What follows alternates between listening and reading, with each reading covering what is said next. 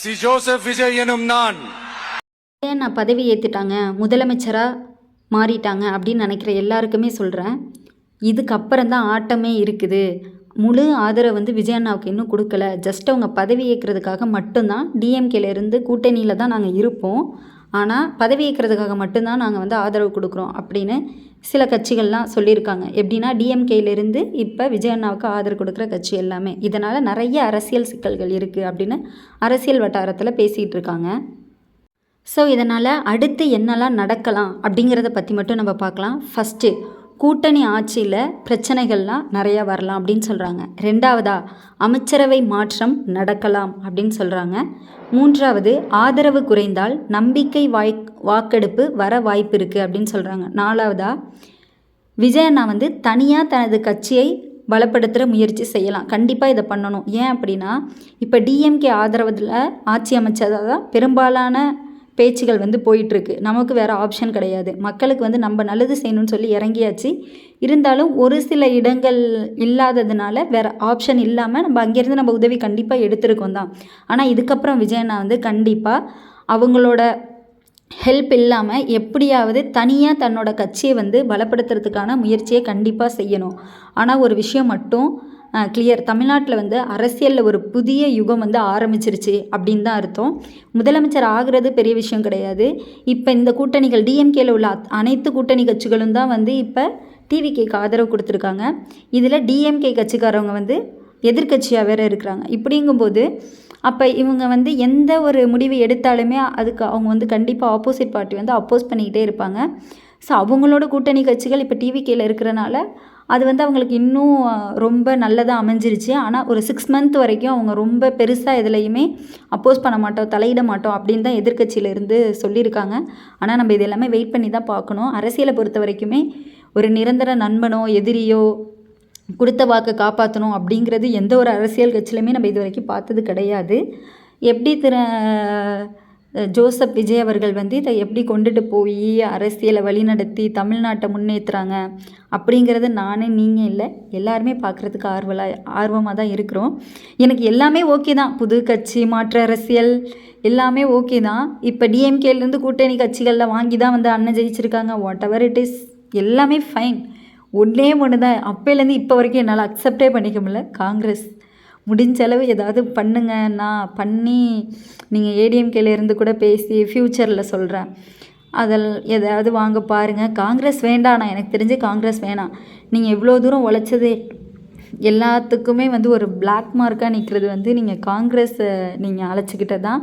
அந்த 5 சீட்டுக்கு வேறு ஆப்ஷன் இல்லை இப்போதைக்கு, ஓகே தான். ஏன்னா நல்லது செய்யணும் அப்படிங்கும்போது ஏதாவது ஒரு வழி நமக்கு அது கிடச்சி தான் ஆகணும். ஆனால் ஃப்யூச்சரில் வந்து கண்டிப்பாக காங்கிரஸ் இல்லாமல். அப்புறம் பார்த்துருப்பீங்க சோஷியல் மீடியாஸில் நிறைய ட்ரோல்ஸு, இது காமனான திங்ஸ் தான். ஒரு பொலிட்டிக்கல் லைஃப்பில் வந்துட்டாங்க, பொது வெளியில் வந்துட்டாங்க அப்படின்னாலே அவங்க வந்து நிறைய விமர்சிக்கப்படுவாங்க. இது வந்து இந்த கட்சிக்குன்னு கிடையாது, எல்லா கட்சிக்குமே தான் இருக்குது. ஆனால் விஜய் அண்ணாவுக்கு இது கொஞ்சம் அதிகமாக தான் இருக்கும். நம்ம நெக்ஸ்ட்டு வந்து முக்கியமாக அரசியலில் என்னென்ன நடக்கும் அப்படின்னு ஒரு 10 பாயிண்ட்ஸ் வந்து நம்ம பார்க்கலாம். ஸோ இதில் ஃபர்ஸ்ட் பாயிண்ட் வந்து ஆரம்ப அரசியல் மாற்றத்தின் தொடக்கம். தமிழ்நாட்டு அரசியலில் இது வரைக்குமே பார்த்ததில் பெரிய மாற்றங்களில் ஒன்றான ஒரு மாற்றமாக தான் இதை பார்க்கலாம். நடிகராக இருந்த விஜய் இன்று முதலமைச்சர் பதவியில் இருக்கிறார். ஆனால் இது ஒரு சாதாரண வெற்றி கிடையாது. கூட்டணி அரசியல், பின்னணி ஆதரவு, அரசியல் சமநிலை, இதை எல்லாமே சேர்ந்து தான் இந்த ஒரு கட்சியை உருவாக்கி இருக்குது. என்னதான் அவங்க தனியாக நின்று ஜெயிச்சிருந்தாலுமே பதவி ஏற்கிறதுக்கு இவை எல்லாமே உறுதுணையாக இருக்குது. ஆனால் முக்கியமான கேள்வி என்னென்னா, இந்த ஆட்சி முழுக்க முழுக்க விஜயோட கட்டுப்பாட்டில் இருக்குமா, இல்லைனா கூட்டணியில் அழுத்தத்தோடு தான் தொடருமா? அதுதான் அடுத்த சில மாதங்களில் நமக்கு தெரிய போகுது. அப்புறம் நம்ம 2வது பாயிண்ட்டாக என்ன பார்க்கணுன்னா, கூட்டணி அரசியலின் தற்காலிக நிலை. இப்போ இந்த தற்காலிகத்தோட என்ன நிலைமையில் இருக்க போகுது அப்படின்னு பார்க்குறோம். இப்போ பெரிய பிரச்சனை என்னென்னா, விஜய்க்கு ஆதரவு கொடுத்த சில அமைச்சர்களே நாங்கள் டிஎம்கேல தான் இருக்கிறோம், ஏன்னா டிஎம்கே வந்து எதிர்கட்சி, இது நிரந்தர ஆதரவு கிடையாதுன்னு பேச ஆரம்பிச்சிருக்காங்க. இதுக்கு என்ன அர்த்தம் அப்படின்னா, அவர்கள் நேரடியாக எதிர்க்கலை, ஆனால் முழு நம்பிக்கையோடவும் இல்லை. அதாவது இந்த அரசு தற்போது பேலன்ஸ் பாலிடிக்ஸில் தான் ஓடுது. ஒரு தவறான முடிவு எடுத்தாலோ இல்லை மக்களின் ஆதரவு குறைந்தாலோ கூட்டணிக்குள்ளேயே உடைப்பு வர வாய்ப்பு அதிகமாக இருக்குது. அப்புறம் 3வது பாயிண்ட்டு, அமைச்சர்களின் அமைதியான அழுத்தம். இப்போ வெளியில் அமைதியாக இருந்தாலும் உள்ளுக்குள்ளே நிறைய அரசியல் கணக்குகள் ஓடிக்கிட்டு தான் இருக்கும். வெளியில் இப்போ எல்லாருமே சொல்கிறாங்க, நாங்கள் இப்போ பதவி ஏற்கிறதுக்காக கொடுக்குறோம் பாரு, எல்லாமே ஒரு கணக்கு தான். மேபி இந்த குடியரசு ஆட்சி வராமல் பிஜேபி இப்போ மாநில அங்கே மத்தியில் இருந்து தான் நமக்கு வரணும். மாநிலத்தில் எப்படி ஆட்சி அமைக்கணும், என்ன அந்த இன்ஸ்ட்ரக்ஷன் எல்லாமே வரணும். இப்போ இவங்களுக்கு மெஜாரிட்டி இல்லை அப்படின்னா அவங்க என்ன பண்ணுவாங்க, மறுபடியும் பிஜேபி உள்ளே பூந்து குடியரசு ஆட்சி தான் வரும். ஸோ அப்படி இருக்கிறதுனால இப்போ எல்லாருமே அந்த ஒரு மனக்கணக்கில் தான் இவங்களுக்கு டிவிகேக்கு ஆதரவு கொடுத்துருக்காங்க. சில பழைய அமைச்சர்கள் நாங்கள் தான் இந்த கட்சியை வளர்த்தோம் அப்படிம்பாங்க. கட்சி தொடங்கி 2 வருஷம் தான் ஆகுது. இருந்தாலும் அதில் இருந்து போட்டி போட்டவங்களுக்கும் இப்போ வெளியிலேருந்து வந்தவங்களுக்கும் அந்த முன்னுரிமை கொடுக்கறது, இடஒதுக்கி இந்த மாதிரிலாம் வரும்போது நிறைய பிரச்சனைகள் வரும். இப்போ திடீர்னு புதிய தலைமையா அப்படின்னு மனசுக்குள்ளே யோசிக்கலாம். இதனால் என்ன ஆகுனா, மெதுவாக அதிகார போட்டி ஆரம்பிக்கலாம். அமைச்சரவை கூட்டங்களில் கருத்து வேறுபாடு வரலாம். முக்கிய முடிவுகள் எடுக்க தாமதமாகலாம். அதாவது வெளியில் சிரிச்சுக்கிட்டே இருந்தாலும் உள்ள அரசியல் ஹீட்டாக தான் இருக்கும் அப்படின்னு சொல்கிறாங்க. நமக்குமே வெளியிலேருந்து பார்க்கும்போது சாதாரண மக்களால் கூட இதெல்லாமே புரிஞ்சுக்க முடியும். நெக்ஸ்ட்டு, எதிர்காலத்தில் ஏற்படக்கூடிய சிக்கல்கள், ஃப்யூச்சரில் என்ன நல்லா நடக்கும் அப்படின்னு பார்த்தீங்கன்னா, இந்த மாதிரி கூட்டணி அரசியலில் பொதுவாக என்ன பிரச்சனைகள்லாம் வரும் அப்படின்னா, முதல்ல ஆதரவு திரும்ப பெறுவோம் என்ற அழுத்தத்தை கொடுப்பாங்க. இப்போ டிஎம்கே அவங்க தான் நாங்கள் முழு ஆதரவு கொடுக்குறோம் போகிறோம் அப்படின்லாம் அவங்க ஏதோ ஒரு கணக்கோடு தான் அதை செய்கிறாங்க. ஏன் அப்படின்னா, தீய சக்தி திமுக அவங்க பாயாசம் அப்படிலாம் பேசின ஒரு கட்சியை இவங்க ஆதரவு கொடுத்து முதலமைச்சராக ஆக்கணும் அப்படிங்கிற அவசியம் கிடையாது. இன்னொன்று என்னென்னா, நாங்கள் கொளத்தூரில் ஸ்டாலின் அவர்களை தோக்கடிப்போம் அப்படின்னு சொல்லியே ஸ்டாலினை முன்னாள் முதலமைச்சர் ஸ்டாலின் அவர்கள் தோக்கடிச்சிருக்காங்க. அப்படின்னு இருக்கும்பொழுது அவங்களுக்கு ஒரு வெறுப்பு தானே இருக்கணும். அவங்க எப்படி ஆதரவு கொடுத்து விஜய் அண்ணாவை முதலமைச்சராக்குவாங்க அப்படிங்கிற கொஸ்டின்ஸ் இருக்குது. ஸோ 2வது அமைச்சரவை மாற்றம் கேட்கலாம். அவங்க உடனே இதுதான் சாக்குன்னு சொல்லிட்டு நிறைய பேர் அமைச்சரவையில் எங்களுக்கு இடம் வேணாம், நாங்கள் வெளியிலேருந்து சப்போர்ட் பண்ணுறோம் அப்படின்னு தான் ஒரு சில கட்சிகள்லாம் சொல்லியிருக்காங்க.